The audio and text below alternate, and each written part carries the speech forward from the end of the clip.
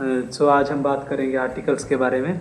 Articles जो वो letters होते हैं बेसिकली जो यूज़ होते हैं किसी एक वर्ड से पहले, किसी एक नाउन से पहले अगर हम कह दिया जाए फॉर एग्जांपल, तो वो ऐसे वर्ड जैसे an, the, these are also words, वो भी वर्ड्स हैं। तो ए, एन और द ये आर्टिकल्स होते हैं जो सबसे ज़्यादा यूज़ किए जाने वाले जो आर्टिकल्स होते हैं। बेसिकली यही 3 आर्टिकल्स होते हैं। इनमें द एक डेफिनेट आर्टिकल है, ए, एन वो इनडेफिनिट आर्टिकल्स में आता है। तो इन्हीं को जो लिटिल वर्ड्स, अगर छोटे जो वर्ड्स होते हैं ए, एन और द, इन्हीं को हम आर्टिकल्स बोलते हैं। जो वोवेल जो होता है ए, ई, आई, ओ, यू, जो 5 लेटर्स होते हैं, जो वोवेल्स होते हैं, इन्हीं के साथ इनकी जो साउंड है, जो अगर वो वोवेल की जो एक साउंड है उसके साथ हम बेसिकली एन लगाते हैं, क्योंकि अब हमें सीखने वाले कि ए और एन कैसे वो उसको यूज़ करें। फिर हम चलेंगे द की तरफ।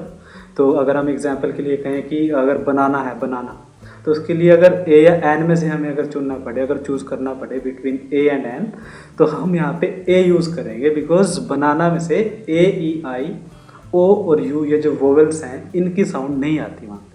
और अब हम बात करते हैं ए और एन के बेसिकली यूज़ की, जो जिसके साथ वो यूज़ होते हैं, जिस चीज़ों के साथ। और फिर हम बात करेंगे द की। तो पहले अगर हम ए की बात करें कि ए कहाँ यूज़ होता है, तो वो बेसिकली कॉन्सोनेंट के साथ यूज़ होता है। अब यहाँ पे एक नया वर्ड आता है कॉन्सोनेंट।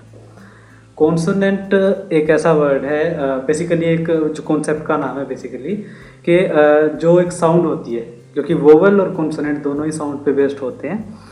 तो जैसे अगर बैग है, अगर कैट है, पेट है, तो ऐसे ही बहुत सारे वर्ड्स हैं जहाँ पे थ्रो करते हैं हम आवाज़ को ना, एकदम फेंकते हैं, प्रेशर डालते हैं। वोवेल्स में ऐसा नहीं होता। तो बेसिकली एन कहाँ लगेगा, ए कहाँ लगेगा, ये ऐसा नहीं है कि यू जहाँ पे है। अब जैसे यू कहने को वोवेल है, लेकिन ऐसा नहीं कि यू के साथ शुरू होने वाला हर वर्ड उसके साथ एन ही यूज़ होगा, ऐसा नहीं है। तो वो साउंड पे बेस होता है बेसिकली। तो यहाँ पे कॉन्सेप्ट आ जाता है साउंड का। अब ये नहीं कि यू से कोई वर्ड शुरू हो रहा है तो उसके साथ एन यूज़ होगा, नो, ऐसा नहीं है। वो हम आगे देखेंगे। जैसे बैग है तो यहाँ पे हम बैग के साथ ए यूज़ करेंगे, ठीक है। जैसे कैट, देन उसके साथ भी ए यूज़ करेंगे, क्योंकि वोवेल जैसी कोई साउंड यहाँ पे नहीं आ रही। यहाँ पे आप खुद भी उसको प्रैक्टिस कर सकते हो, उसमें कोई प्रॉब्लम वाली बात है नहीं। अब जैसे मैं आपको एक्सेप्शन एक चीज़ होती है अपवाद, जहाँ पे रूल लागू नहीं होता। अब बेसिकली तो रूल हमने पढ़ लिया कि भाई जो कॉन्सोनेंट है वहाँ पे हम ए यूज़ करें। जैसे बैग है, कैट है, पेट है, देन बैट है, देन रैट है। तो these are the words with which we use consonant a basically. तो एक्सेप्शन वहाँ है, जैसे यू है।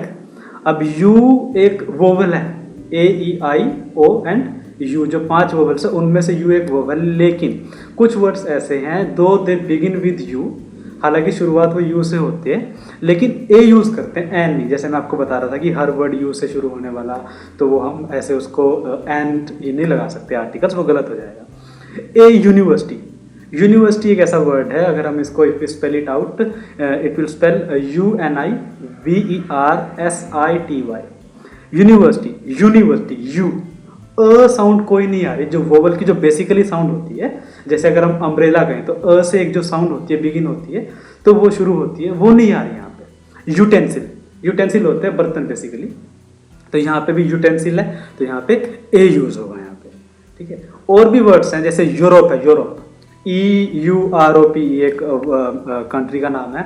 अब ई भी वोवेल है, ई भी एक वोवेल है, लेकिन वहाँ पे अगर हम कहेंगे यूरोप का कोई पर्सन है तो उसको एन यूरोपियन नहीं कहेंगे, उसको कहेंगे अ यूरोपियन। जैसे एक भारतीय है तो एन इंडियन, वहाँ पे एन आ जाएगा। तो यूरोपियन है तो अ यूरोपियन। तो ऐसे बहुत सारे एग्जाम्पल्स हैं which act as an exception, जो एक्सेप्शन ही होते हैं, अपवाद होते हैं, जहाँ पे नियम लागू नहीं होता। जहाँ पे जैसे अगर यू से ही शुरुआत हो रही है लेकिन ए यूज़ हो रहा है वहाँ पे, तो इस तरह के कुछ अपवाद और भी हैं। अब बात करें अगर एन कहाँ पे यूज़ करेंगे, तो जैसे हमने बात की है कि वोवल साउंड बेसिकली, तो एप्पल है, एप्पल। एप्पल को अगर प्रोनाउंस करेंगे, बेसिकली प्रोनाउंसिएशन का ही इसमें खेल है आर्टिकल्स का। अगर आप वो उसका एक क्लियरिटी आ जाएगी तो एक्सरसाइज आप आराम से सोल्व कर सकते हो। वोवल से जो रिलेटेड एक जो एक्सरसाइज आपके सामने आएंगी। एप्पल है, umbrella, a sound, Apple, a sound जो बेसिकली जो शुरुआत होती है यहाँ से, एन वहाँ पे बेसिकली आप यूज़ कर सकते हो। अब अगर साउंड की बात करें, यहाँ से और क्लैरिटी आपको मिलेगी। जैसे अब अगर कॉन्सोनेंट है, अब अगर ऐसा नहीं है जैसे हमने एक्सेप्शन में बात की थी, हर रूल का एक एक्सेप्शन मिल जाता है जहाँ पे रूल लागू नहीं होता, कुछ कुछ क्षेत्र ऐसे होते हैं। तो जैसे कॉन्सोनेंट है एच, अब एच क्योंकि बेसिकली वोवल नहीं है, 26 लेटर्स होते हैं ए टू जेड, तो 5 तो वोवल्स हुए, तो ए ई आई ओ यू, जैसे मैं बार बार रिपीट कर रहा हूँ तो रिवीजन हो जाएगी आपकी। एच एक कॉन्सोनेंट है, वोवल नहीं है, लेकिन कॉन्सोनेंट होने के बावजूद भी उसके साथ ए यूज़ नहीं होता बहुत से केसेस में, जैसे एच ओ यू आर है, उसको बेसिकली एक घंटा 60 मिनट्स जो होते हैं तो उनके लिए बेसिकली हम हार बोलते हैं, हावर बोलते हैं, बच्चे उसको मिस प्रोनाउंस कर जाते हैं। एच ओ यू आर होता है आर बोलते हैं बेसिकली। तो अ जो साउंड है ना, अब आर जो जैसे हमने बात की साउंड की, तो एन यहाँ पे यूज हो जाएगा, ए यूज नहीं होगा, शुरुआत एच से होती है। एग्जाम्पल हमने बात की थी, जैसे एप्पल है, देन अम्ब्रेला है, देन अंडर है, under water boat and under water boat. एक और एग्जाम्पल अगर मैं अभी जोड़ूं इसमें तो वो हो सकता है। तो आगे हम बात कर रहे थे, तो ऐसे ही एन यूज होता है, जैसे एलिफेंट है, an elephant, an elephant, an elephant, elephant जैसे मैंने आपको बताया था नाउन के साथ भी यूज हो सकता है कोई भी आर्टिकल, तो एलिफेंट एक नाउन भी है अगर उसको देखा जाए तो, और अ साउंड बेसिकली वो भी आ रही है। तो अभी उसको जैसे हम एक्सेप्शन की बात कर रहे थे, हर रूल का एक एक्सेप्शन होता है जहाँ पे रूल लागू नहीं होता। तो अगर हम कॉन्सोनेंट की बात करें कि एक लेटर है वो कॉन्सोनेंट है, वो वोवेल नहीं है, लेकिन उसके साथ फिर भी एन यूज हो रहा है। अगर मैं बात करूँ आपके साथ, जैसे आर है, H O U R, hour जैसे एन आर जैसे 60 मिनट्स की जो कॉम्पोजिशन है, 1 घंटा जिसको बोलते हैं, तो आर है, वो आर बोलेंगे उसको तो एन यूज होगा। अब व्हाट द स्टूडेंट्स डू, वो क्या करते हैं, they mispronounce the words, तो मिस प्रोनाउंस करेंगे तो फिर कॉन्सेप्ट की क्लैरिटी चली जाएगी। अब अगर आप इसको कहोगे हावर बोलोगे, तो आप बेसिकली क्या सोचोगे कि भाई हावर ऐसी कोई साउंड तो आ नहीं रही, तो आप बेसिकली ए लगा के वहाँ पे उसको गलत कर दोगे, तो एन यूज होगा बिकॉज वो आर प्रोनाउंस होता है, हार प्रोनाउंस नहीं होता। तो क्या है, this is basically all about the pronunciation, उच्चारण के बारे में और कुछ नहीं है।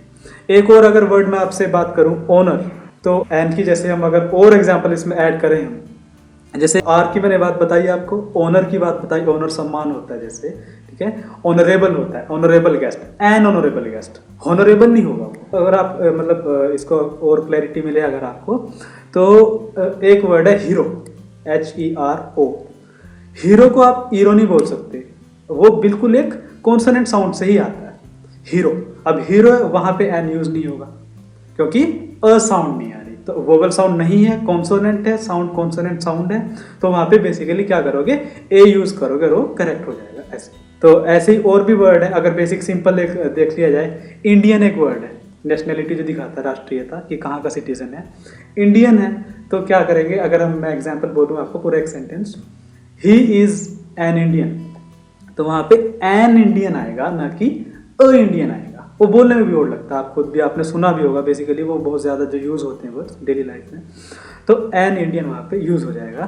तो और भी जैसे मैं अगर एग्जांपल आपको बताऊं, अमेरिकन है, एन अमेरिकन बॉय, एक अमेरिकन बॉय है तो एन अमेरिकन बॉय होगा, अ अमेरिकन बॉय नहीं होगा वहाँ पे, ठीक है। यहाँ से क्लैरिटी मुझे लगता है आपको आएगी।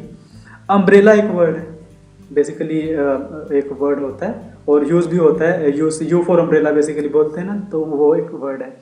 एन अम्ब्रेला, अम्ब्रेला है, उसको मैं यूम्ब्रेला नहीं बोल सकता, तो फिर वो एन वहाँ पे होना मुश्किल हो जाता है। जैसे यूनिवर्सिटी की हमने बात की थी, अगर रिवाइज करते चले तो एन अम्ब्रेला है, अम्ब्रेला है बेसिकली, बिकॉज उसकी साउंड देखोगे अ से जो एक साउंड होती है ना, तो ये बार बार जब रिपीट होगा तो कॉन्सेप्ट की क्लैरिटी होगी। और अगर एग्जाम्पल आप खुद से भी बना सकते हो, डेली लाइफ से आप एग्जाम्पल ढूंढ सकते हो। और एग्जाम्पल की अगर मैं बात करूं, he is reading an Urdu poem, Urdu poem, a sound basically, ठीक है, उर्दू पोएम। अब उसको उर्दू पोएम नहीं बोल सकते आप, मिसप्रोनाउंस नहीं कर सकते, उर्दू होता है ना, तो एन उर्दू पोएम, वहां पे फिर दोबारा वोवेल साउंड है, एन यूज हो जाएगा, कोई इतने प्रॉब्लम की बात नहीं है। आगे अगर और एग्जाम्पल, ताकि आपको और क्लैरिटी उसमें हो जाए कॉन्सेप्ट में, फॉर एग्जाम्पल आई वुड से ही is an expert, he is an expert, he is an expert in mathematics, he is an expert in English or anything like that, in any subject, okay। तो वहाँ पे जैसे अगर expert है, he is an expert, expert, ठीक है ना, a sound दोबारा वही वोवल साउंड एक रिपीट होगी जो अगर मैं बात करूँ, तो वहाँ पे अब इसको ऐसे नहीं लिख सकते आप, ए एक्सपर्ट, एन एक्सपर्ट, बेसिकली अगर एक्सेप्शन की बात हमने कर ली है तो वहाँ पे मुझे लगता है आपको क्लैरिटी होगी। जैसे हीरो है तो ए होगा, लेकिन और अगर ऐसे ही होटल है, होटल HOTEL कैसे प्रोनाउंस करोगे? होटल, होटल होगा तो ए होगा। और अगर सपोज करो आप होटल होता, होटल, तो वहाँ पे एन होता। जैसे ओनर है, आर की बात मैंने की आपसे, तो वहाँ पे एन हमने यूज किया बिकॉज अ साउंड आ रही थी वहाँ पे, वोवल साउंड वाज देयर, वहाँ पे वोवल साउंड थी। होटल हो गया तो ये बेसिकली कॉन्सोनेंट है और साउंड भी कॉन्सोनेंट है, तो फिर क्या यूज करेंगे वहाँ पे? An would not be used there, यहाँ पे होगा ए यूज।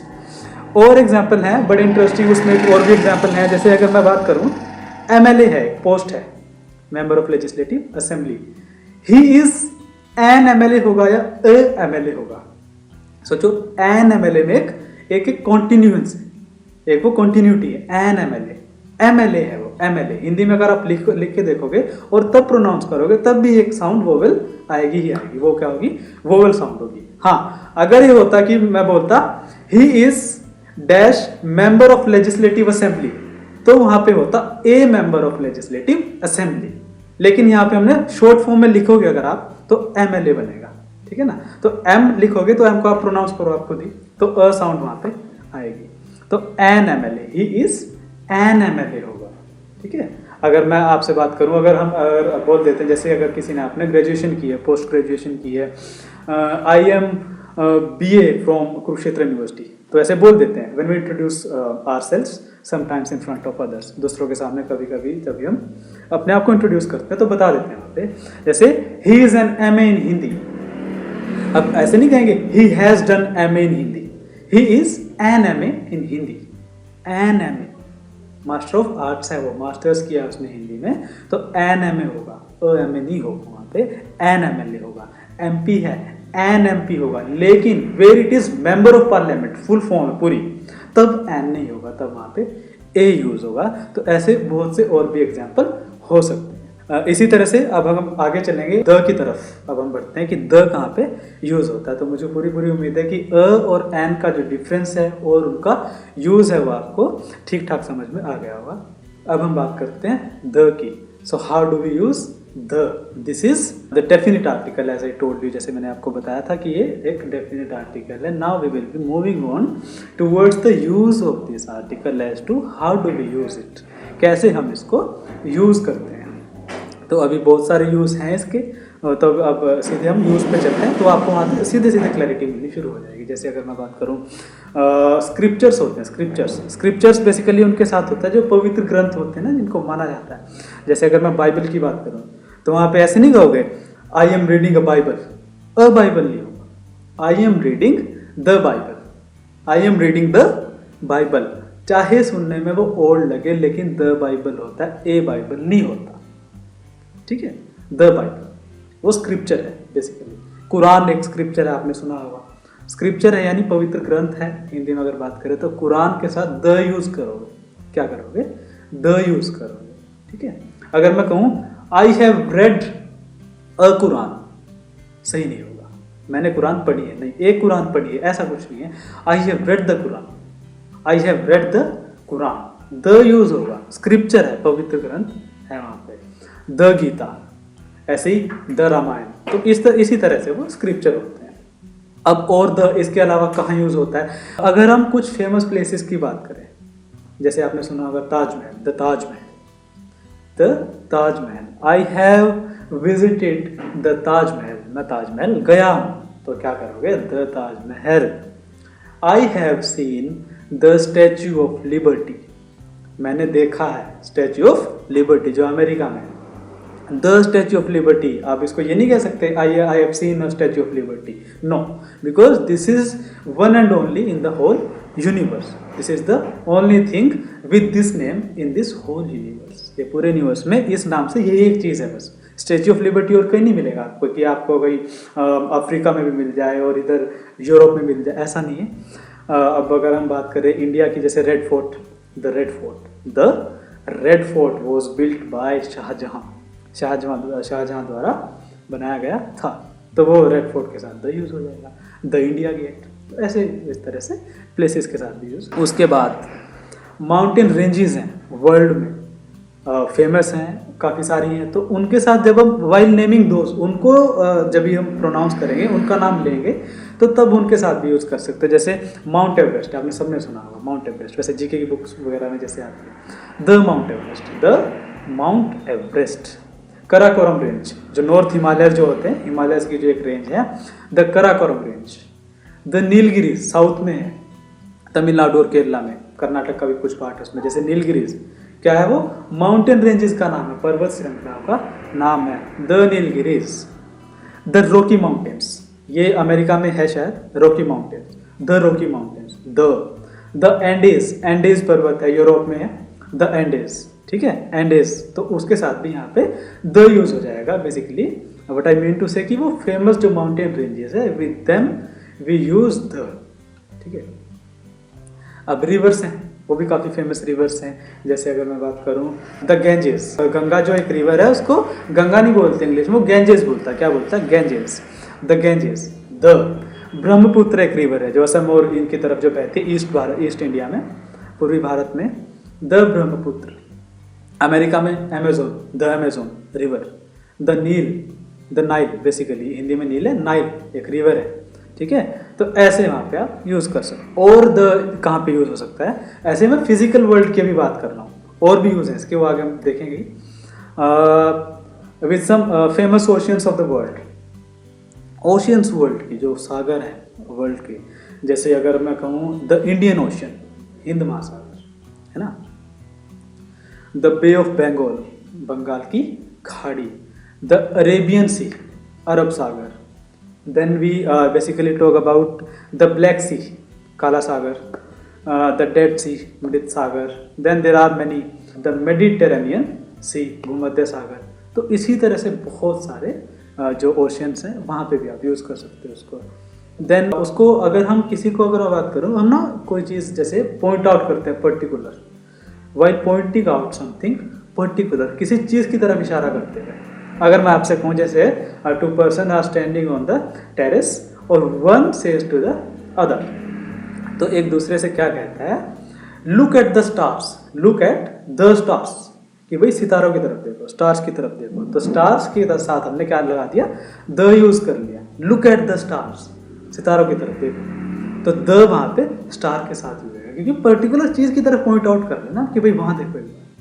अगर हम स्टूडेंट से कहें, है ना, look at the board, look at the board, क्या, बोर्ड की तरफ देखो, look at the board, the board, ठीक है ना, ऐसे कर सकते हो। और भी है, जैसे अगर मैं एक सेंटेंस बोलूँ तो वहाँ से आपको एक अच्छी सी हिंट मिल सकती है।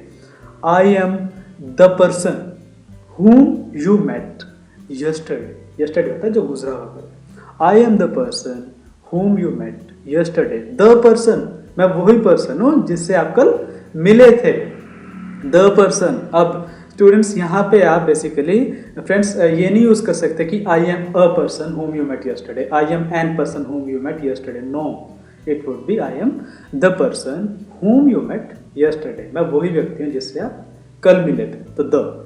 और इससे अगर और क्लैरिटी आपको मिले तो एक एग्जांपल मैं और देता हूँ।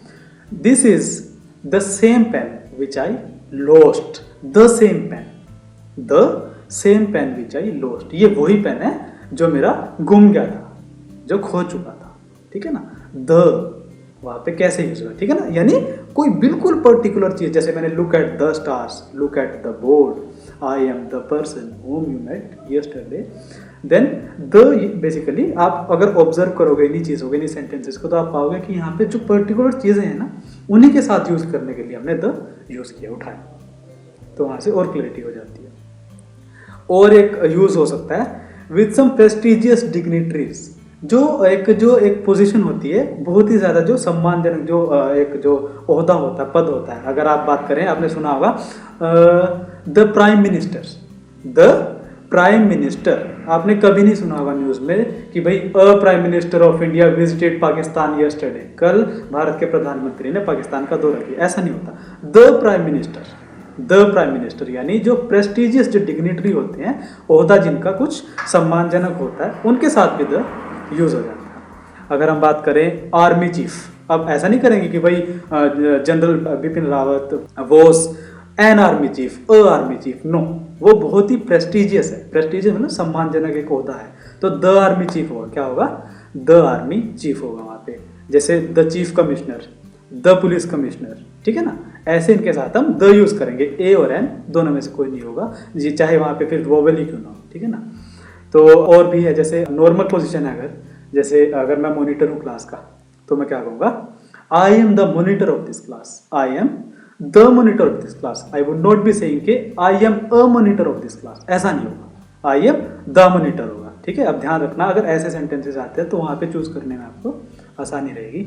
द पेरेंट्स होता है, अ पेरेंट्स कभी नहीं होता, ठीक है, अ पेरेंट नहीं होता। कैप्टन है, नॉर्मल किसी टीम का कैप्टन है, तो वहाँ पे द कैप्टन होता है, ठीक है ना। और अगर हम ऐसे ही अगर बात करें, जैसे यूनिवर्सल ऑब्जेक्ट्स होते हैं, कुछ ऑब्जेक्ट्स होती हैं यूनिवर्सल, यानी मतलब पूरे यूनिवर्स में वो अलग ही है, यूनिक है, ऐसा कुछ भी नहीं है। जैसे अगर मैं कहूँ द अर्थ, अब अर्थ तो एक ही है पूरे यूनिवर्स में, है ना। यूनिवर्स मतलब ब्रह्मांड पूरा का पूरा, जैसे में सारे तारे, सारे सितारे, तो ये सारी चीज़ें आ जाती। द अर्थ, अब मैं ये नहीं कहूँगा अ मून, द मून, ठीक है। The moon shines high in the sky, ठीक है, हाई वो मतलब आसमान में चमकता है, तेज, ऊंचे आसमान में, मतलब बहुत हाइट पे वो है। द गैलेक्सी होती है आकाशगंगा, जो सितारों का एक पूरा का पूरा मंडल होता है, ठीक है। तो फ्रेंड्स, मुझे पूरी उम्मीद है कि आपको अभी इसकी एक हिंट मिल चुकी होगी, द कहाँ पे हम यूज़ कर सकते हैं। अगर आप इसको एक बार और से अपनी तरफ से थोड़ा सा इसको कोशिश करोगे आइडिया यहाँ से लेने की, तो आपको आराम से एक आइडिया मिल जाएगा कि कहाँ पे यूज़ होता है, कहाँ पे यूज़ नहीं होता है। मुझे पूरी उम्मीद है कि मैं आपको समझा पाया होगा, और थैंक यू। आज हम बात करेंगे ऑक्सिलरीज के बारे में। ऑक्सिलरीज जो कि हेल्पिंग वर्ब भी होते हैं, उनकी इंट्रोडक्शन देखते हैं और उसको डिफाइन करेंगे। पहले उसका जो मतलब है, I will define it, and उसके बाद इसके जो काइंड्स है उसको कैसे कैसे यूज़ करते हैं, क्या होते हैं वैसे बेसिकली ऑक्सिलरीज, और या फिर उनको हेल्पिंग वर्ब बोल सकते हैं। तो वो होते क्या है, उनकी डेफिनेशन क्या है, कैसे यूज़ कर सकते हैं, किस तरह का जो कॉन्सेप्ट है वो आज देखने वाले हैं। To begin with, an auxiliary verb is a verb that adds functional or grammatical meaning to the clause in which it occurs, so as to express tense, aspect, modality, voice, emphasis, etc. Auxiliary verbs are also called helping verbs, helper verbs और verbal auxiliaries, ठीक है।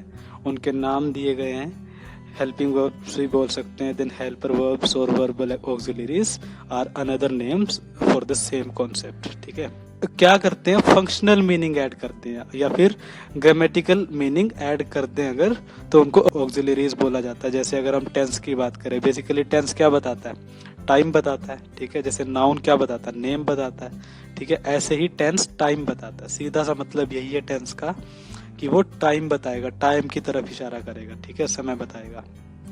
कोई काम हो रहा है या होगा या हो चुका या फिर हो गया है, इस तरह से, या आमतौर पे होता है, तो वो टेंस होता है, बेसिकली टाइम बताता है। तो उसको, जैसे टेंस है, सपोज विल है, विल एक वर्ड है जो अगर मेन वर्ब, किसी भी मेन वर्ब के साथ अगर उसको यूज करेंगे, अप्लाई करेंगे, तो वो उसके मीनिंग में फ्यूचर का टेंस ले आएगा। जैसे आई डू माई होमवर्क, मैं अपना होमवर्क करता हूँ, तो ये सिंपल है, सीधी सी बात है। अगर मैं ये कहूँ I will do my homework, मतलब मैं अपना होमवर्क करूंगा, ठीक है, तो क्या कर दिया उसने, टेंस एक्सप्रेस कर दिया, ठीक है, इस तरह से। और वो एक हेल्पिंग वर्ब की तरह भी काम कर रहा है, विल, ठीक है। उसको ऑक्सिलरी भी बोलते हैं। अगर अकेले एक विल को उसका मतलब देखा जाए एज अ नाउन, तो उसका मतलब होता है इच्छा, लेकिन अगर ग्रामेटिकली उसकी आइडेंटिटी क्या है, तो वो एक ऑक्सिलरी है, ठीक है।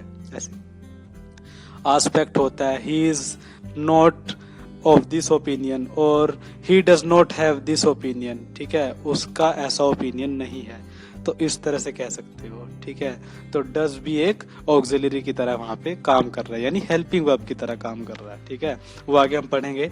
मोडेलिटी मतलब कैन होता है, जैसे मॉडल से बेसिकली वो लिया वर्ड, कैन होता है, then could, then should, shall, will, would, may, might, must, इस तरह के जो वर्ड्स होते हैं वो मॉडल्स होते हैं, तो मॉडलिटी वहां से लिया गया। वॉइस, वॉइस होता है, एक्टिव होती है, एक पैसिव वॉइस होता है, आपको पता ही है। अगर मैं कहूँगा आई डू दिस वर्क, मैं ये काम करता हूँ, ठीक है, तो ये एक्टिव वॉइस हुई। और अगर मैं कह दूं पैसिव, मतलब जिसमें सब्जेक्ट छुप जाता है कहीं ना कहीं, जैसे this work is done by me, ये वर्क मेरे द्वारा किया जाता है, ठीक है, तो वो इतना फोर्स नहीं नजर आती उसमें। तो इस तरह से पैसिव वॉइस हो गया। पैसिव का मतलब यही है जो थोड़ा सा सुस्त हो, मतलब एक्टिव नहीं हो इतना ज्यादा, तो उसको पैसिव बोल देते हैं, ठीक है। वो एस्पेक्ट है लैंग्वेज के, जैसे एस्पेक्ट की हमने बात की, तरह तरह के एक आयाम होते हैं कि भाई ये एक एस्पेक्ट है लैंग्वेज का, एक ये उसका प्रकार है, इस तरह से भी लिख सकते हैं मतलब सेंटेंसेस को। So it generally adds variety to the kind of sentences we can form conveying the same meaning. Emphasis, जोर दे के किसी बात पे, ठीक है, जोर देना, जैसे I go to play with my friend, मैं अपने दोस्त के साथ खेलने जाता हूँ, और इसी बात को अगर आप थोड़ा जोर दे के बोलोगे कि भाई that you are very happy that you go to play with your friends, तो उसको कैसे कन्वे करोगे, I do go to play with my friend, I do go to play with my friend, मैं खेलने जाता हूँ अपने दोस्त के साथ। तो वो डू वहाँ पे एम्फेसाइज कर रहा है, जोर देने का जो काम कर रहा है, ठीक है। नाम बता दिए, हेल्पिंग वर्ब्स होते हैं और हेल्पर वर्ब्स बोल देते हैं, देन वर्बल ऑक्सिलरीज बोल देते हैं उनको, ठीक है। Next, so there are 3 common auxiliary verbs. कौन कौन से? Have, then do, then be, ठीक है। नेक्स्ट स्लाइड में देखते हैं कि इनके काइंड्स कौन कौन से होते हैं। हैव, देन हैव की जो फॉर्म्स है has, have, having, had, then hadn't, यानी हैड नॉट भी बोल देते हैं जिसको, ठीक है, वो शॉर्ट फॉर्म हो चुकी। तो had not, hadn't, had, having, have, has, तो ये किसके फॉर्म है? इनमें से किसी का नहीं, इनमें से हैव, जो हैव होता है ओरिजिनल इनमें से हैव है, तो जो ओरिजिनल है उसी की आगे फॉर्म्स होंगे, ठीक है। हैव ओरिजिनल है इनमें से, तो हैव की ये सारी फॉर्म्स हैं, ठीक है। आगे according to the sentence, according to the grammatical rule of framing the sentence, we use these words, ठीक है, जो कि ऑक्सिलरीज हैं। अगेन डू, डू की फॉर्म कौन कौन सी होती है? Does, then done, did, didn't, यानी डिड नॉट भी बोल देते हैं जिसको, डज नॉट, तो ये सारी फॉर्म्स डू की हुई, ठीक है, डू की फॉर्म्स हुई। तो डू की जब ये फॉर्म्स हुई तो इस तरह से उनको वही अकॉर्डिंग टू द रूल्स, ठीक है, ग्रामर के जो रूल्स होते हैं, सेंटेंस को फ्रेम करने के जो रूल्स होते हैं, उन्हीं के हिसाब से इनको अलग अलग जगह पे हमें यूज करना है। देन कम्स बी, बी की फॉर्म होती है be, been, then am, are, is, was, were, wasn't, was not, okay, in extended form, aren't, are not, weren't and were not, ये सारी की सारी फॉर्म्स बी की हुई, ठीक है। तो बी का बेसिकली मतलब होता है रहना या कुछ होना, मतलब इस तरह से, जैसे बी हैप्पी, खुश रहो, है ना, बी ए मैन, एक मैन बनो, बी ए गुड मैन, एक अच्छे इंसान बनो, ठीक है, और इस तरह से बी का बेसिकली मतलब हो जाता है। तो लेकिन बी की फॉर्म्स भी हैं, तो इनसे ऐड होता है मीनिंग आगे, ठीक है ना। ये सारे के सारे जो है हेल्पिंग वर्ब्स हैं। मेन वर्ब के आगे या मेन वर्ब से पहले आके उसका जो सेंटेंस का जो मीनिंग है उसमें एक चेंज लेकर के आते हैं। तो यही काम होता है ऑक्सिलरीज का। हैव की, डू की और बी की फॉर्म्स हमने देख ली है, ठीक है। नाउ मॉडल ऑक्सिलरी वर्ब्स, जैसे वो मॉडलिटीज की जैसे हमने बात की, तो अगर कैन है, कैन के काफी यूज हो सकते हैं। जैसे अगर मैं पोटेंशियल एबिलिटी दिखाने के लिए भी यूज होता है कैन, जैसे I can swim very well, मैं बहुत अच्छी तैराकी कर सकता हूँ, और या फिर मैं बहुत अच्छे से तैर सकता हूँ, ठीक है। तो कैन यहाँ पे एबिलिटी दिखा रहा, क्षमता दिखा रहा कुछ करने की, ठीक है, that I can do something, यानी मैं कुछ कर सकता हूँ, इस तरह से। पॉसिबिलिटी दिखा सकता है, संभावना कुछ होने की, जैसे इट कैन रेन टुडे, आज बारिश हो सकती है, इस तरह से, ठीक है। My parents can come to school today, मेरे अभिभावक माता पिता आज स्कूल आ सकते हैं, पता नहीं है लेकिन आ सकते हैं, ठीक है। तो और भी यूज हो सकते हैं, जैसे अब कुड है, कुड कैन का पास्ट फॉर्म की तरह यूज कर सकते हो बेसिकली आप, एक इस तरह से ये भी है। जैसे I could swim very well when I was a young boy और अ यंग मैन, जब मैं यंग था, जवान था, तब मैं बहुत अच्छे से तैराकी कर सकता था, बहुत अच्छे से तैर सकता था, इस तरह से सकता था, अभी नहीं, वो पास्ट की बात हो चुकी, ठीक है। तो पास्ट फॉर्म हो चुकी इस तरह से। देन रिक्वेस्ट के लिए बेसिकली यूज कर लेते हैं हम, जैसे could you please tell me the address of this place, इस जगह का एड्रेस आप बता सकते हो प्लीज। तो इस तरह से वो एक हम्बल पोलाइट एक विनम्र निवेदन के लिए कर सकते हैं, ठीक है, इस तरह से। देन मे भी पॉसिबिलिटी के लिए भी यूज हो सकता है, जैसे इट मे रेन टुडे, आज बारिश हो सकती है। अब देखिए कैन का भी पॉसिबिलिटी के लिए यूज हो सकता है, देन मे का भी पॉसिबिलिटी के लिए यूज हो सकता है। So what is the difference between both, दोनों में फिर डिफरेंस क्या हुआ, में और कैन में से पॉसिबिलिटी में, कैन में पॉसिबिलिटी थोड़ी ज्यादा होती है, कैन में पॉसिबिलिटी थोड़ी ज्यादा होती है। मतलब अगर दोनों की बात करें, आज बारिश हो सकती है, it can rain today and it may rain today, so what is the difference. तो कैन में थोड़ी सी पॉसिबिलिटी ज्यादा होती है, 70% चांसेस है कि भाई आज बारिश हो जाएगी। में वही चांसेस आके कोई 30% या 40% हो जाते हैं, ठीक है, इस तरह से कर सकते हैं, ठीक है। तो मतलब थोड़ा सा डिग्री का कम है, डिग्री ऑफ पॉसिबिलिटी, डिग्री कम है यानी, ठीक है। इसमें 40% चांस है में और कैन में 70%, तो इस तरह से। देन मे का और यूज भी है परमिशन के लिए, जैसे मे आई कम इन सर, ठीक है, यू मे कम इन, आप अंदर आ सकते हो, तो इस तरह से, ठीक है। मे आई स्टे विद यू, क्या मैं आपके साथ ठहर सकता हूँ फॉर सम टाइम, कुछ समय के लिए, तो इस तरह से मे, ठीक है, इस तरह से। देन माइट क्या होता है, माइट का पहला यूज मैं वही बताऊं, अगर पॉसिबिलिटी के लिए भी इसको यूज कर सकते हैं, ठीक है। आप देखिए कैन और मे और माइट तीनों में एक चीज तो कॉमन है कि भाई तीनों को पॉसिबिलिटी के लिए यूज कर सकते हैं, संभावना दर्शाने के लिए, है ना, to highlight possibility. It might rain tomorrow, कल बारिश हो सकती है, ठीक है। अब it may rain tomorrow, it can rain tomorrow, तो माइट में डियर डिग्री का ही फर्क है तीनों में, जैसे मैं बता रहा हूँ। तो मे से थोड़ी सी ज्यादा होती है डिग्री माइट में, ठीक है। अब जैसे मे अगर मैं लगाऊं, यूज करूं, तो 40% चांस है सपोज, माइट में वो चांस आके 50% हो जाते हैं, यानी थोड़े से ज्यादा चांस है बारिश होने के। और अगर मैं कैन बोल दूं, इट कैन रेन टुमारो, तो कैन में फिर 70%, उसमें सबसे ज्यादा है, ठीक है। तो कैन में सबसे ज्यादा चांस होते हैं, माइट में उससे कम, और मे में सबसे कम, ठीक है, इस तरह से पॉसिबिलिटी हो चुका, ठीक है। तो इस तरह से माइट का भी यूज हो सकता है, ठीक है। देन मस्ट और माइट इस तरह से भी यूज हो सकता है, जैसे उसने कुछ किया होगा इस तरह से कि भाई ये उसने किया होगा, इस तरह से कि भाई why this door is open, someone might have come और someone might have entered this room, यानी ये क्यों रूम खोला है, यानी कोई इस रूम में, किसी ने इस रूम में एंटर किया होगा, तो इस तरह से माइट का यूज कर सकते हैं, ठीक है। I might have gone there, मैं जरूर गया होऊंगा वहां, I might have gone there but I do not remember it clearly now, अभी मुझे वो अच्छे से याद नहीं है, तो इस तरह से भी यूज हो सकता है, ठीक है। और भी यूज है।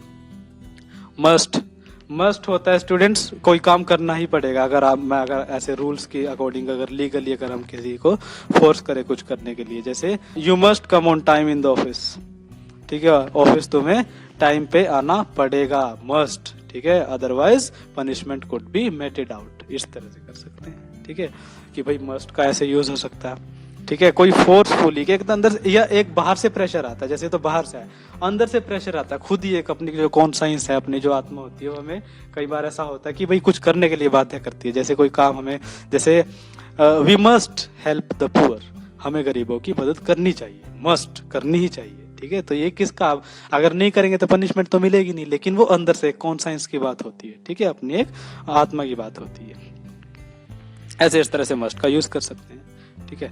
मस्ट जैसे अगर कोई किसने भाई कोई काम, जैसे जरूर कोई थोड़ी फोर्स हो जाती है, जैसे someone must have come here, कोई जरूर आया होगा यहाँ, थोड़ी फोर्स देगा, माइट में भी ऐसा हो सकता है, लेकिन मस्ट में थोड़ा सा डिफरेंस ही हो जाता है कि फोर्स का जो यूज होता है उसमें थोड़ी फोर्स ज्यादा हो जाती है, और यानी संभावना भी बढ़ जाती है किस तरह से, ठीक है।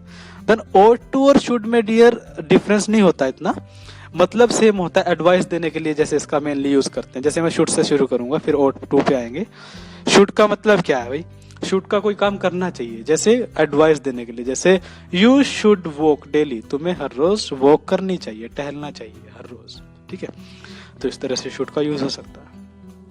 Suppose a doctor advises someone, okay, he's a patient, so he needs to walk daily, so doctor advises the patient to walk on daily basis, so he generally uses should in terms of that, okay, उस तरह से वो should use कर लेता है। ought to भी वही है, you ought to walk daily, तुम्हें हर रोज टहलना चाहिए, हर रोज वॉक करना चाहिए, तो इस तरह से कर सकते हैं उसको, ठीक है। सो ought to should दोनों सेम है। डिफरेंस ये हो जाता कि भाई ought to में थोड़ी सी फोर्स ज्यादा हो जाती है। डिग्री जो है एडवाइस की, एडवाइस थोड़ी सी फोर्सफुल हो जाती है comparative to, as compare to should, ठीक है। तो बस ये डिफरेंस है, बाकी इंटरचेंजेबली यूज कर सकते हैं एज ए सिनोनिम। जैसे शुड नहीं लगाया तो ought to हो चुका, तो कोई दिक्कत नहीं उसमें, ठीक है। इस तरह से और एग्जांपल भी हो सकते हैं इसके, जैसे we should eat healthy fruits, यानी हेल्दी फूड, हमें हेल्दी खाना खाना चाहिए, तो इस तरह से शुड चाहिए, इस तरह से है ना, शुड और ought to, वी ought to eat healthy food, तो इस तरह से कर सकते हैं। देन शैल और विल में भी कोई डिफरेंस नहीं है स्टूडेंट्स, दोनों ही फ्यूचर को दिखाने के लिए यूज होते हैं, ठीक है। दोनों फ्यूचर को दिखाने के लिए यूज होंगे तो डिफरेंस कोई नहीं है। लेकिन पर्सन का ग्रामेटिकली इसमें मतलब डिफरेंस क्या होता है, शैल बेसिकली फर्स्ट पर्सन के लिए यूज होता है, से आई, मैं, वी, तो ये फर्स्ट पर्सन में आ जाते हैं, ठीक है। तो मतलब वही रहेगा। विल सेकंड और थर्ड पर्सन के साथ बेसिकली यूज कर लेते हैं। सपोज अगर मैं कहूं आई शैल प्ले टुडे, मैं आज खेलूंगा, और मैं कहूं यू विल प्ले टुडे, तुम आज खेलोगे, तो कोई दिक्कत नहीं है उसमें, ठीक है। मतलब सेम है, फ्यूचर ही दिखा रहा है, लेकिन बस वो फर्स्ट पर्सन के साथ यूज होता है, वो सेकंड पर्सन के साथ यूज कर लेते हैं, ठीक है। आज के दौर में वैसे इन स्पोकन इंग्लिश विल और शेल में वो जो डिफरेंस है वो काफी हद तक वाइप आउट हो चुका है, फेड अवे हो चुका है, ठीक है, वो मिट चुका है, कोई वो खास डिफरेंस रहा नहीं है। लेकिन फिर भी for the sake of knowledge and for the sake of understanding आपको पता होना चाहिए कि हम यूज कहाँ करते हैं शेल, ठीक है। वैसे ऐसी कोई खास उसमें प्रॉब्लम आती नहीं है। वुड होता है, सपोज विल तो ये है कि भाई करूंगा। Would suppose students mostly will की पास्ट फॉर्म की रूप में यूज कर लेते हैं वुड को, ठीक है। Would is basically used as a past form of will, will की पास्ट फॉर्म के तौर पे। जैसे if I would be there, अगर मैं वहां होता, आई वुड हेल्प यू, मैं तुम्हें हेल्प करता।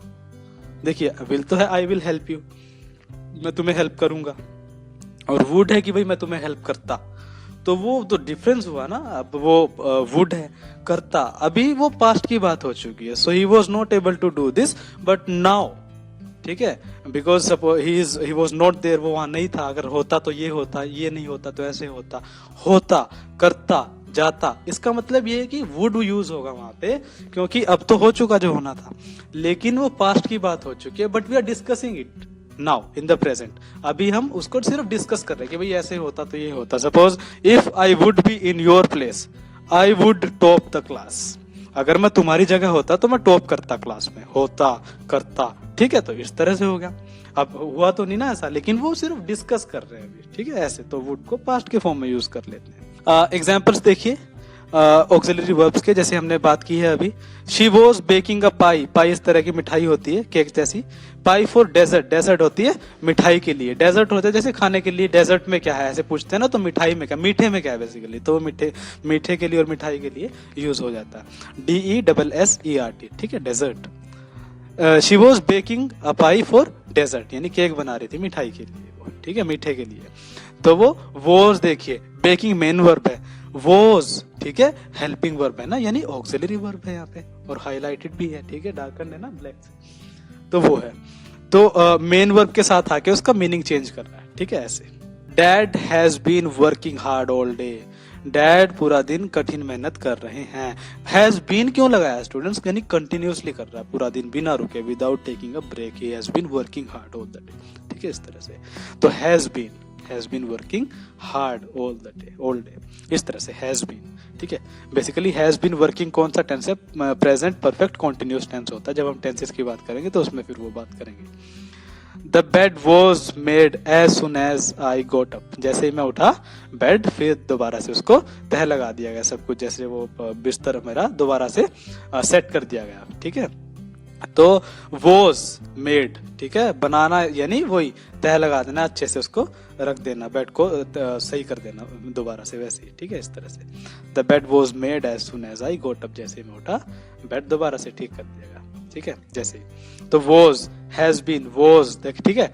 सरा डजंट स्काई और रोलर स्केट, स्काई होता है डियर जैसे स्केट होते हैं, मतलब पहिए वाले जो शूज होते हैं बेसिकली, उस तरह का एक स्केट बोर्ड होता है। तो उस पे जैसे सरा डजंट स्काई, सरा स्काई नहीं करता, उस पे जंप वगैरह नहीं करता, उसको देखो स्किट नहीं करता, ठीक है, या रोलर नहीं करता, बार बार घूमता नहीं है ज्यादा उस पे, इस तरह से, ठीक है, डजंट।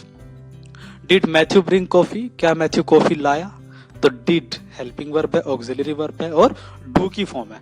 डजंट भी डू की फॉर्म है और डिड भी डू की ही फॉर्म है। ठीक है, तो इस तरह से कर सकते हैं। नाउ द एक्सरसाइजेस देखते हैं। We would have to fill in the blanks, okay, which are given and the options are given. So let us see the first sentence. What dash the kids doing when you last saw them? जब तुमने पिछली बार देखा उनको, ठीक है, देखो past है ना, saw them, सी की सेकंड फॉर्म में पास्ट है, तो पास्ट में और किड्स है एक से ज्यादा है, तो वो तो लगेगा नहीं क्योंकि एक के साथ लगता है।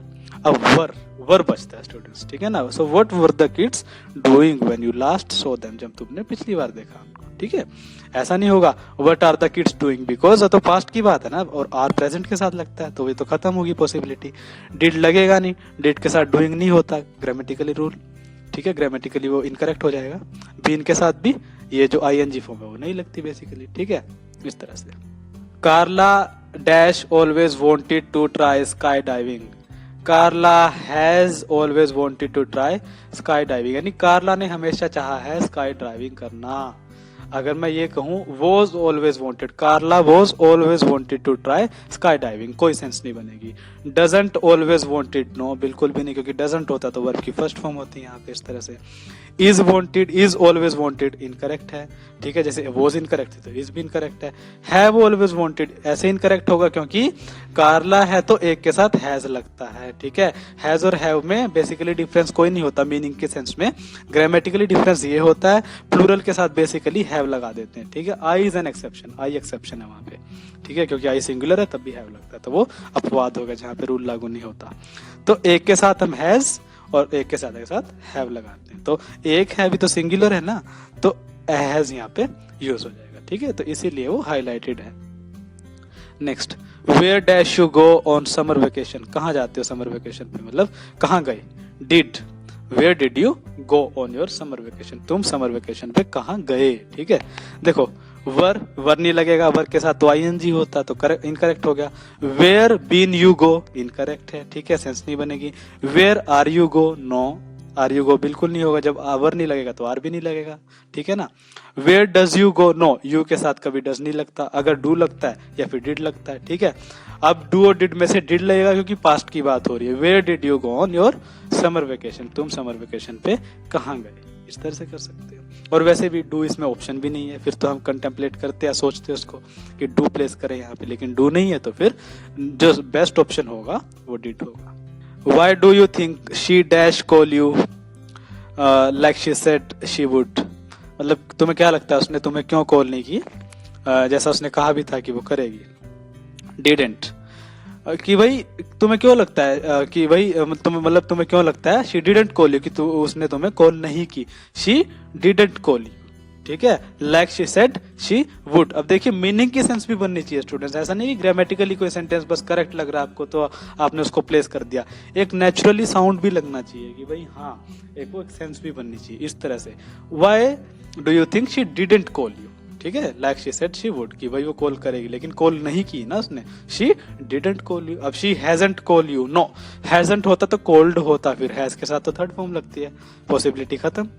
हैज बीन नहीं लगेगा, फिर तो कॉलिंग हो जाता, लेकिन कॉल है यहाँ पे, तो हैव नहीं लगेगा, थर्ड फॉर्म होती क्योंकि यहाँ पे फिर, लेकिन थर्ड फॉर्म तो नहीं है, तो क्या बचता है, डिडंट बचता है, बस यहाँ पे प्लेस कर सकते हो। Next, Mary dash going to be upset when she hears what happened, Mary is going to be upset when she hears what happened, Mary बहुत उदास होने वाली है सुन के कि क्या हुआ, ठीक है, तो मैरी बहुत उदास होने वाली है सुन के कि जो हुआ वो सुन के वो बहुत उदास होने वाली है, तो इसको क्या कहेंगे। Mary will going to, no, Mary will be going to हो सकता था लेकिन विल बी तो नहीं है, यहाँ पे खत्म होगी possibility. Mary don't going to, don't going तो बिल्कुल नहीं होता, डोंट के साथ तो गो होता या फिर, ठीक है ना, तो आईएनजी तो फॉर्म नहीं लगती। डिडंट गोइंग वो भी नहीं लगेगा क्योंकि जब डोंट नहीं होगा तो डिडंट भी नहीं होगा स्टूडेंट्स, ठीक है ना, तो डिडंट के साथ भी तो फिर गो ही होगा ना, आईएनजी तो नहीं होगा। मैरी हैज गोइंग वो नहीं होगा बिकॉज मैरी हैज बीन होता फिर तो, ठीक है, और वो ग्रामेटिकली करेक्ट होता लेकिन उसका मीनिंग कोई नहीं बनता। Is, Mary is going to be upset when she hears what happened, ठीक है, Mary is going to be upset, Mary is going to be, यानी वो उदास होने वाली है सुन के कि क्या हुआ, यानी जो हुआ वो सुन के वो बहुत उदास होने वाली है। तो Mary is going to be upset when she hears what happened. Okay, so students, again, now I hope that I've been able to convey the meaning of these auxiliary verbs. Okay, and I am pretty hopeful that I've been able to convey the meaning, and I've tried my best to make you understand as to what auxiliary verbs are and how do we use them, and what all uses are there, how do we use them, how we use all these things into the exercises where the blanks are given. Okay, so what are the forms of the given auxiliary verbs, and what else was there. So everything else has been discussed, I believe, and now you will surely be able to fetch a hint as to how to use all these things into your language. So thank you very much again. आज हम बात करेंगे closes के बारे में। I will first introduce you to the clauses by defining a clause. So a clause is a group of words containing a subject and predicate and functioning as a member of a complex or compound sentence। ठीक है, close एक क्या है, group of words है। ठीक है, क्योंकि group of words जो होता है उसी को क्लोज बोलते हैं, जिसके अंदर एक सब्जेक्ट होगा और एक प्रेडिकेट होगा, मतलब सब्जेक्ट और उसका वर्ब जो होगा, जो वो एक्टिविटी करता है वो वहां पे मिलेगा आपको, और functioning as a member of a complex और अ कंपाउंड सेंटेंस। ठीक है, तो कॉम्प्लेक्स सेंटेंस और कंपाउंड सेंटेंस क्या होते हैं वो हम टाइप्स ऑफ सेंटेंसेस में वो देखने वाले हैं आगे। ठीक है, लेकिन अभी के लिए हम इतना डिस्कस करेंगे कि क्लोज क्या है। एक बेसिकली ग्रुप ऑफ वर्ड्स है, एक वर्ड्स का ग्रुप है जिसमें सब्जेक्ट होता है और एक वर्ब होता है। ठीक है, एक ऑब्जेक्ट भी हो सकता है, तो वो देखेंगे आगे हम, जैसे भी वो उसका कॉन्सेप्ट रहेगा। ठीक है, अब मैं वैसे चलते चलते आपको बता दूं कि कॉम्प्लेक्स और कंपाउंड सेंटेंस होते क्या है। जो कॉम्प्लेक्स सेंटेंस होते हैं उसमें जो दो क्लोजेस होते हैं वो इंडिपेंडेंट ही होते हैं। ठीक है, वो जुड़े होते हैं कंजंक्शन से, एंड और देन सो, इस तरह से। तो कंपाउंड सेंटेंस में एक आपका डिपेंडेंट क्लोज होता है और एक इंडिपेंडेंट क्लोज होता है। सो मतलब डिफरेंस इनमें क्या होता है कॉम्प्लेक्स और कंपाउंड सेंटेंस में, डिपेंडेंट और इंडिपेंडेंट क्लोज का मतलब जो डिफरेंस होता है वो होता है। ठीक है, तो एग्जांपल देखते हैं अभी हम। I graduated last year, I graduated last year. ठीक है, यानी मैंने पिछले साल ग्रेजुएशन किया। तो ये कौन सा, कितने क्लोज है इसमें, वन क्लोज सेंटेंस है ना, सब्जेक्ट है, प्रेडिकेट है, यानी वर्ब है बेसिकली, उससे उसको इस तरह से समझिए आप, और लास्ट ईयर है। ठीक है, तो अब देखिए ये जो है यहाँ पे वन क्लोज सेंटेंस है। ठीक है, जिसका अब वन क्लोज सेंटेंस है, और सेंटेंस भी क्यों कहा, बिकॉज वन क्लोज है और इसका मीनिंग है, it does have a meaning, it is making a sense. Okay, it is sounding natural and it is grammatically correct as well. ठीक है, तो करेक्ट है और नेचुरल भी लगता है और सही भी है। ठीक है, इस तरह से।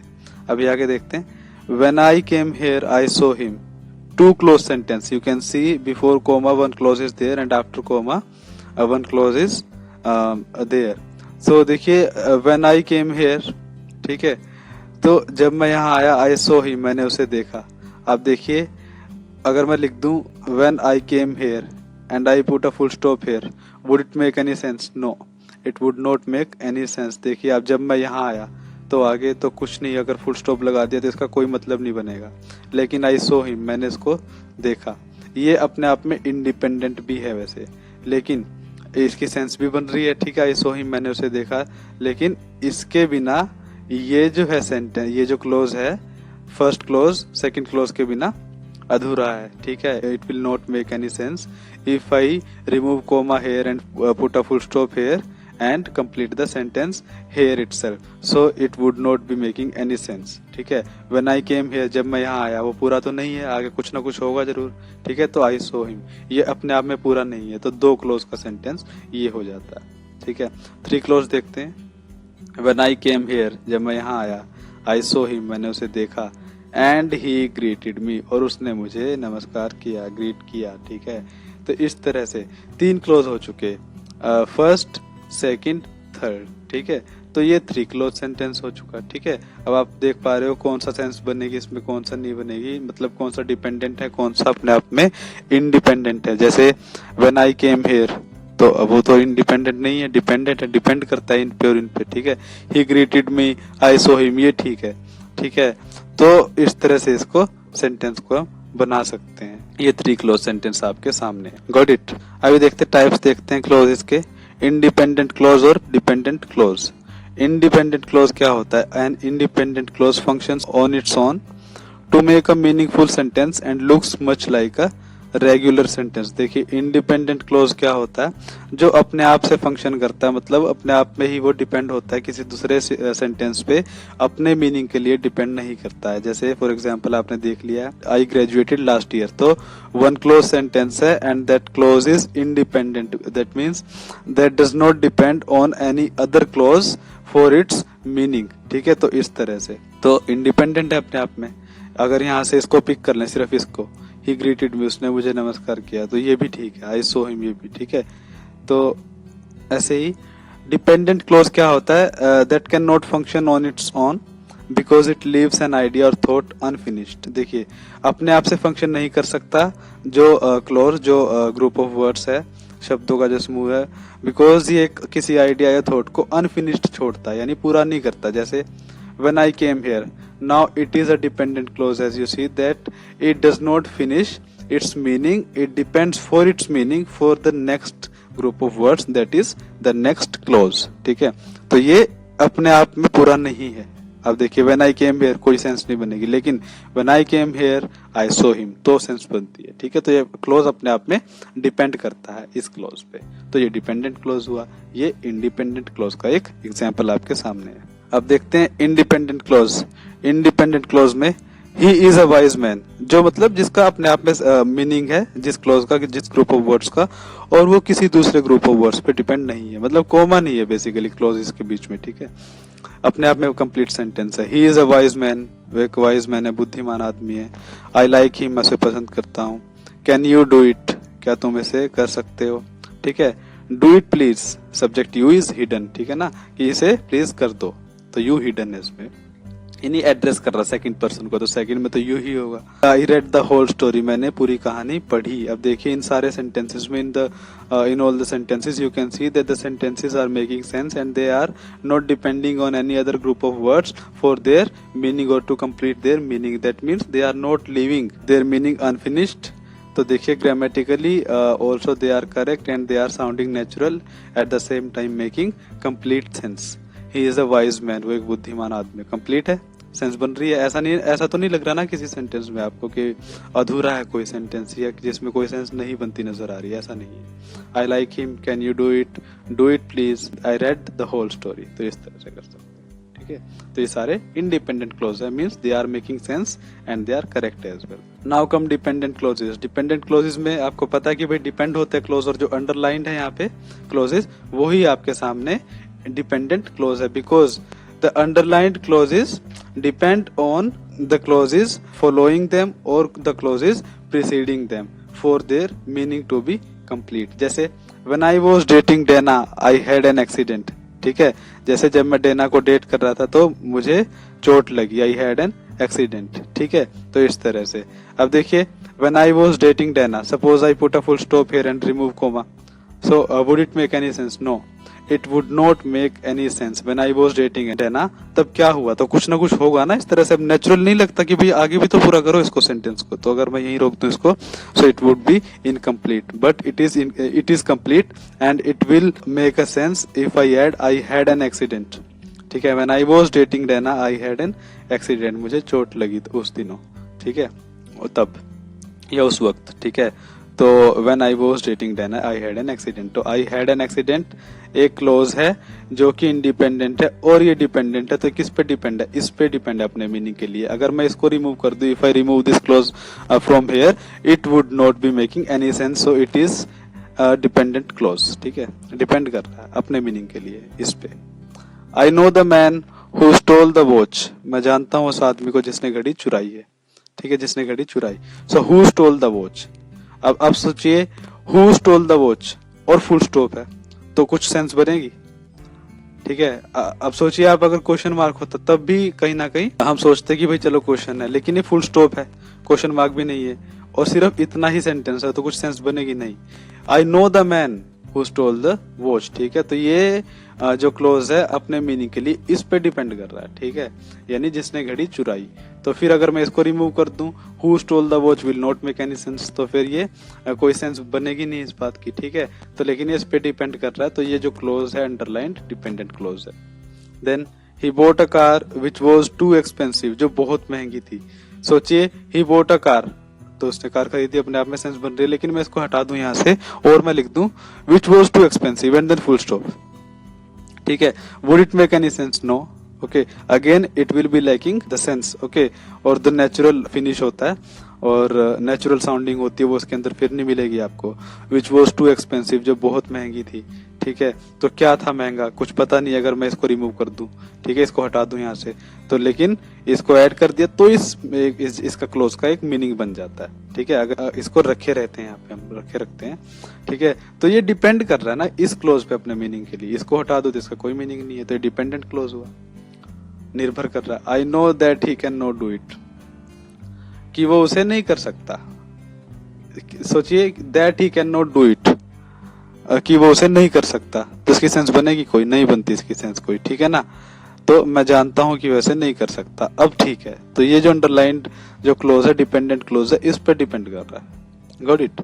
ही does not know where he was born, वो नहीं जानता कि वो कहाँ पैदा हुआ था।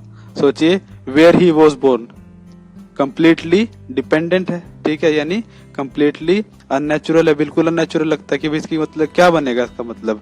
ठीक है, तो इस तरह से इस पे डिपेंड कर रहा है ना अपने मतलब के लिए, तो ये डिपेंड कर रहा है, तो ये डिपेंडेंट क्लोज है। So students, I hope you are able to fetch a hint as to what a clause is and what kinds of clauses are there, and how we can identify between an independent and a dependent clause, okay, while making the sentences or while identifying the sentences. तो इस तरह से, और while recognizing their meaning, तो इस तरह से you can easily fetch a hint as to what all these things are. So thank you very much again. नमस्कार, आज हम बात करेंगे डैंगलिंग मॉडिफायर की। डैंगलिंग का मतलब होता है, डैंगलिंग एक वर्ड जो है, एक वर्ब है, जो वर्ब डैंगल से आया है। डैंगल एक वर्ब है जो जिसका मतलब होता है हिलते रहना। जैसे मैंने लॉकेट पहना है कोई, तो वो हिल रहा है। बेसिकली वर्ड का मतलब ये है लिटरली। मॉडिफायर होता है जो मॉडिफाई करता है, किसी के मीनिंग में थोड़ा सा चेंज ले आता है और एक सेंटेंस के फॉर्म में, ग्रामेटिकल फॉर्म में, लैंग्वेज के हिसाब से उसके फॉर्म में, सेंटेंस के एक करेक्शन लेके आ जाता है, तो उसको डैंगलिंग मॉडिफायर बोलते हैं। उसी को हम आज डिस्कस करेंगे। सो इंट्रोडक्शन देखते हैं। क्या कहते हैं कि भाई a dangling modifier is a word और phrase that does not actually modifies the word it is supposed to modify. ठीक है, एक ऐसा वर्ड या फ्रेज है जो एक्चुअल में मॉडिफाई नहीं करता वर्ड को, जिसको मॉडिफाई करना होता है। ठीक है, कोई वर्ड अगर दूसरे को मॉडिफाई करना होता है किसी वर्ड को, तो एक्चुअल में नहीं कर रहा वर्ड। ठीक है, लेकिन लगता है कि मॉडिफाई कर रहा है, बस इतना ही है। उसको समझेंगे आगे।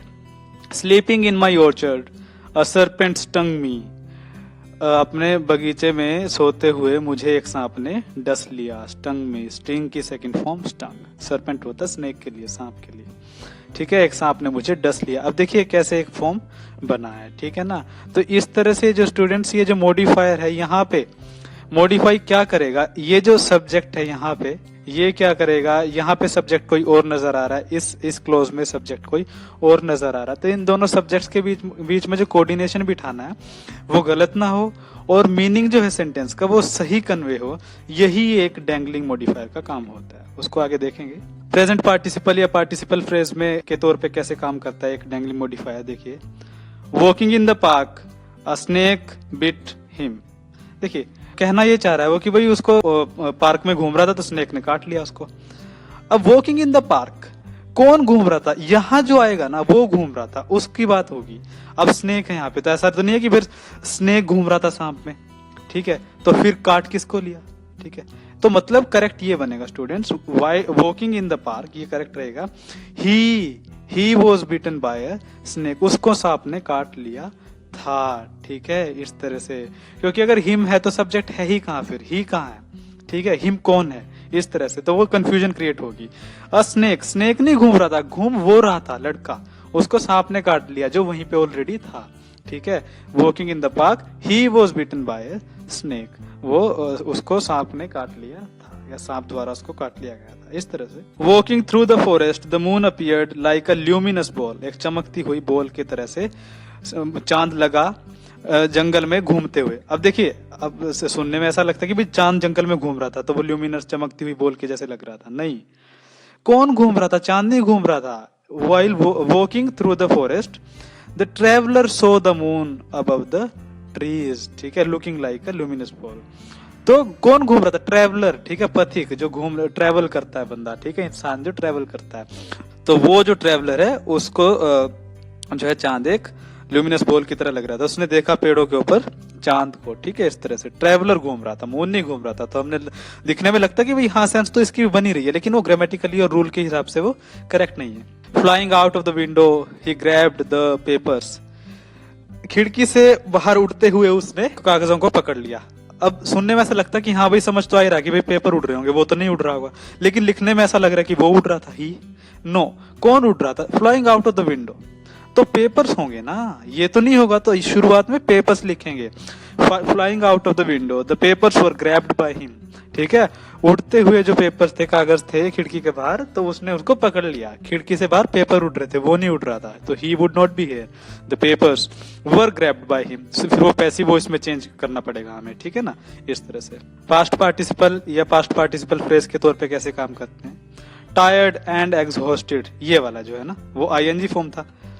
आईएनजी आईएनजी आईएनजी, तो ये तो प्रेजेंट पार्टिसिपल हुआ। पास्ट पार्टिसिपल में third form, tired and exhausted, a nap was taken by the passer by. Passer by होता है जो गुजरते हैं, जैसे यहाँ से कोई गुजर रहा है आपके बगल से, सड़क से कोई गुजर रहा है, तो सड़क पे पेड़ है तो पेड़ के नीचे सो गया, वो इस तरह से पासर बाय उसको बोल देते हैं। लेकिन टायर्ड एंड एग्जॉस्टेड, थका हुआ और जो थकित इंसान है वो कौन है? दोनों ही सिनोनिम्स के तौर पे यूज कर सकते हैं। अ नैप, नैप थोड़ी टायर्ड एंड एग्जॉस्टेड है, तो पासर बाय है ना, जो गुजरने वाला व्यक्ति है, पथिक है, ट्रैवलर है, वही तो थका हुआ है। तो फिर पासर बाय आएगा यहाँ पे, नैप क्यों आएगा? ठीक है, सो ये इनकरेक्ट है, ठीक है, ये करेक्ट है। Tired and exhausted the passer by took a nap, ठीक है, थका हुआ होने के कारण पासर बाय ने एक झपकी ले ली, ठीक है, एक पथिक ने, एक यात्री ने जो है झपकी ले ली, नींद की। तो इस तरह से, ठीक है, टायर्ड एंड एग्जॉस्टेड कौन है? वो यहाँ आएगा। तो नींद, झपकी तो थकी हुई नहीं है, पासर बाय है ना, तो पासर बाय लिखेंगे यहाँ पे, नैप नहीं लिखेंगे। Accordingly we will change the sentence ऐसे। worn out by a long walk she fainted, incorrect. ये ठीक है, शी फेंटेड, वो हाँफ रही थी इस तरह से कि भाई लंबी वॉक है, ज्यादा दूर से चल के आए।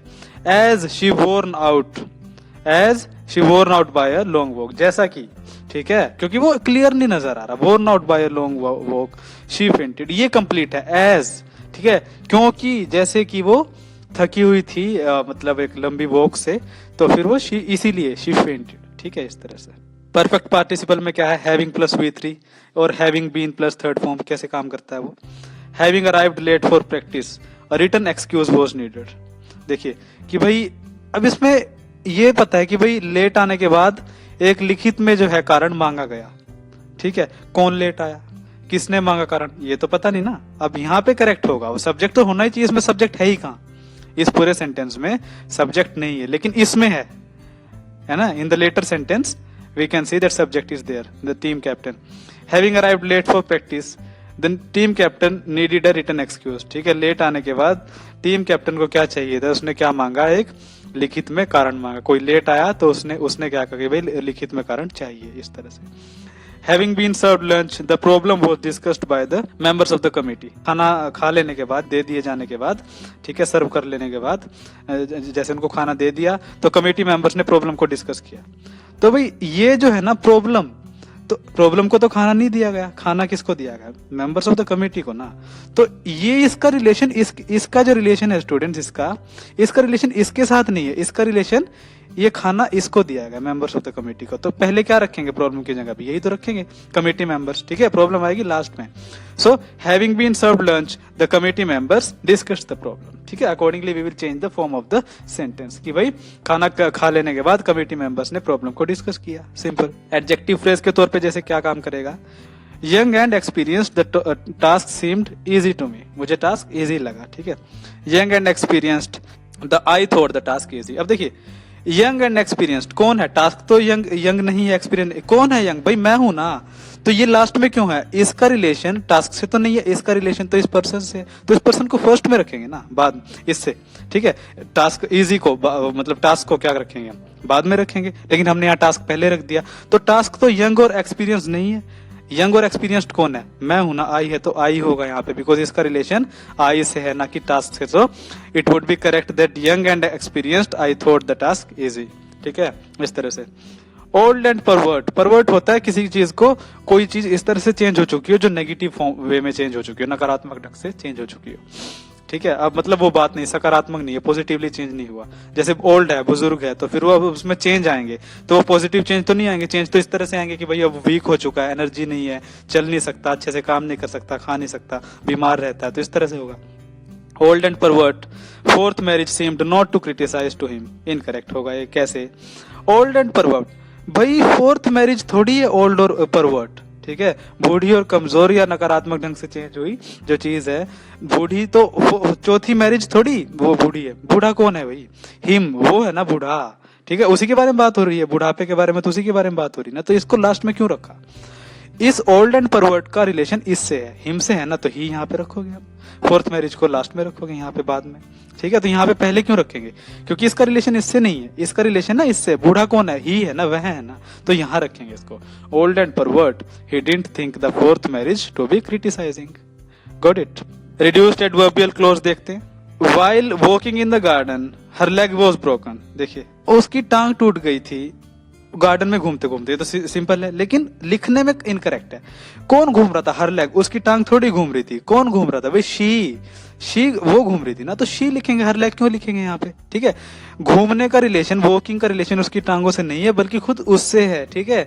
सो while she was walking in the garden, और while walking in the garden she broke her leg, उसने अपनी टांगे तुड़वा ली, इस तरह से होता कहने का मतलब, या उसकी टांगे टूट गई, तो इस तरह से। अब टूट गई ये नहीं कि टूट के अलग हो गई, लेकिन ब्रोक ही होता लिखने में, वो इस तरह से लिखा जाता है। शी ब्रोक हर लेग, तो शी आएगा वहां पे, ठीक है ना। वॉकिंग का मतलब उससे है, उसकी टांगों से नहीं है।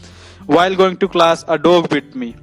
देखिए, कुत्ते ने क्लास में जाते हुए काट लिया मुझे, इसका मतलब तो ये बन रहा है। While going to, अब going का रिलेशन तो इसमें ये बन रहा है ना, कुत्ता तो क्लास में नहीं जा रहा था, तो ये तो इनकरेक्ट होगा। क्लास में कौन जा रहा था? मैं, आई। While going to class, I was bitten by a dog. मुझे कुत्ते ने काट लिया था। आई, अ डॉग नहीं होगा, डॉग जो है वो क्लास में थोड़ी जा रहा था। While dog was not going to the class, I was going to the class. So while going to class, class में जाते हुए, I was bitten by a dog, मुझे कुत्ते ने काट लिया था, इस तरह से। While biking home before the storm, an accident had occurred to Jahan, Jahan का एक्सीडेंट हो गया। जहान बाइकिंग होम, जहान एक्सीडेंट थोड़ी जा रहा था घर बाइक पे, तो वो तो जहान जा रहा था ना। अब जहान को हमने रख दिया लास्ट में, तो इनकरेक्ट हो जाएगा, गलत हो जाएगा। कौन जाने का, होम घर जाने का रिलेशन किससे? एक्सीडेंट से तो नहीं है ना, जाने का रिलेशन कुत्ते से तो नहीं है ना, इस आई से है ना, तो यहाँ पे जहान से है, तो जहान को रखेंगे ना यहाँ पे पहले, एक्सीडेंट को बाद में रखेंगे। While biking home before the storm, जहान had an accident, जहान का एक्सीडेंट हो चुका था, ठीक है। इस तरह से स्टूडेंट्स, ये होता है एक एग्जैक्ट मीनिंग, ठीक है। हालांकि इनफॉर्मल या नॉवेल्स में या कोई इस तरह से पोएम्स में, तो वो इनफॉर्मल लैंग्वेज यूज होती है, वहां पे इस तरह से फ्लेक्सिबिलिटी रहती है। लेकिन फॉर्मल लैंग्वेज जो एग्जैक्ट स्ट्रक्चर होता है एक सेंटेंस का, वो उसी तरह से होता है जैसे रूल्स के हिसाब से होता है। सो स्टूडेंट्स, ये जो चीजें हैं आपने सीखी हैं, आज हमने डिस्कस की हैं, तो इस तरह से ही होगा। वो सब्जेक्ट क्या है, इसमें क्या सब्जेक्ट नजर आ रहा था, उसके बीच में कोऑर्डिनेशन बिठाने का जो काम है, वो आज हमने डैंगलिंग मॉडिफायर के जरिए से सीखा है, ठीक है। So thank you very much again. नमस्कार, आज हम बात करेंगे जिरंड के बारे में। Gerund is a verb that typically functions as a noun और as the direct object of another verb, ठीक है। तो जिरंड एक ऐसा वर्ब है जो फंक्शन करता है एज ए नाउन, ठीक है। टिपिकली मतलब प्राइमरी जो फंक्शन है उसका एज ए नाउन काम करना या एज ए सब्जेक्ट काम करना, ठीक है, और एज एन ऑब्जेक्ट भी काम करता है कभी कभी, ठीक है। तो काम वो कैसे करता है इन दो फंक्शंस पे, वो जरा देखते हैं। One syllable verbs ending with a consonant, पहले हम देखेंगे कि जिरंड को बनाएंगे कैसे। जिरंड स्टूडेंट्स ऐसा होता है कि आईएनजी फॉर्म लगती है वर्ब के आगे, वर्ब के साथ। जो आईएनजी फॉर्म का कहने का मतलब जो वर्ब होता है वो ही जिरंड होता है, अदरवाइज जिरंड नहीं होता वर्ब। वर्ब एक जिरंड बन जाएगा जब आईएनजी फॉर्म होगी उसके साथ, और वो एज ए सब्जेक्ट या फिर एज ए नाउन या फिर एज एन ऑब्जेक्ट काम करेगा तभी, अदरवाइज नहीं। अदरवाइज वो सिंपल वर्ब रहेगा आईएनजी के बावजूद भी। तो कंडीशन क्या है जिरंड होने की? वर्ब हो, आईएनजी फॉर्म का वर्ब हो, और एज ए सब्जेक्ट काम करे या एज ए नाउन काम करे या एज एन ऑब्जेक्ट काम करे। ठीक है।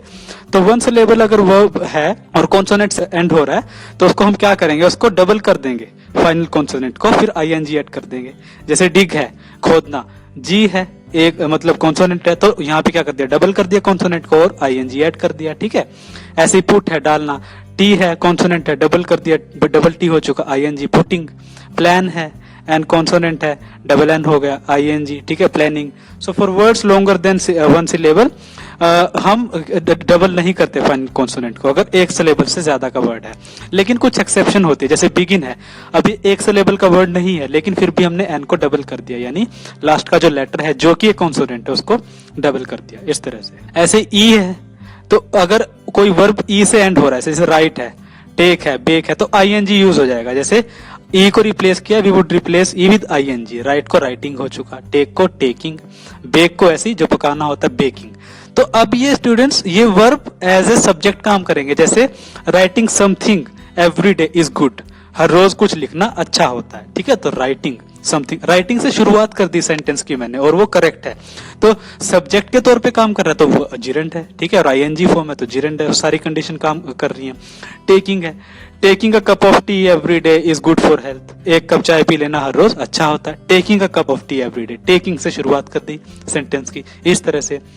Baking a cake at home is better than purchasing it from market, घर पे केक पकाना बनाना मार्केट से खरीदने से अच्छा है, ठीक है। तो इस तरह से बेहतर है उस चीज से, तो इस तरह से हम कर सकते हैं, एज ए सब्जेक्ट काम कर रहे हैं, ठीक है, इस तरह। देन अगर आई ई कोई है वर्ब जो आई ई से खत्म हो रहा है तो वहां पे स्टूडेंट्स हम वाई को यहाँ पे पुट कर देंगे, आई ई को रिप्लेस कर देंगे, रिमूव कर देंगे और फिर आईएनजी ऐड करेंगे, ठीक है। तो वाई यूज हुआ, आई ई हटा के और आईएनजी। डाई का डाइंग हुआ, लाई का लेटना होता है जिसका मतलब लाइंग हुआ, और डाई का मतलब होता है मरना। सो अब डाई, डाई यहाँ पे डाई से शुरुआत नहीं कर सकते आप सेंटेंस की, वो जिरेंट नहीं होगा। आईएनजी फॉर्म है वो जिरेंट है, और तब जिरेंट है जब हम एज ए सब्जेक्ट उसको यूज कर सकते हैं। जैसे dying for money is not a good practice, पैसों के लिए मरना अच्छी बात नहीं है, ठीक है। अब मैं ये नहीं कह सकता die for money is not a good practice, वो इनकरेक्ट हो जाएगा, रॉन्ग हो जाएगा, ठीक है। Dying for money is not a good practice, एक अच्छी बात नहीं है पैसों के लिए मरना, सो डाइंग होगा, ठीक है। Lying on the bed the whole day is not good, पूरा दिन बेड पे लेटे रहना अच्छी बात नहीं है, ठीक है।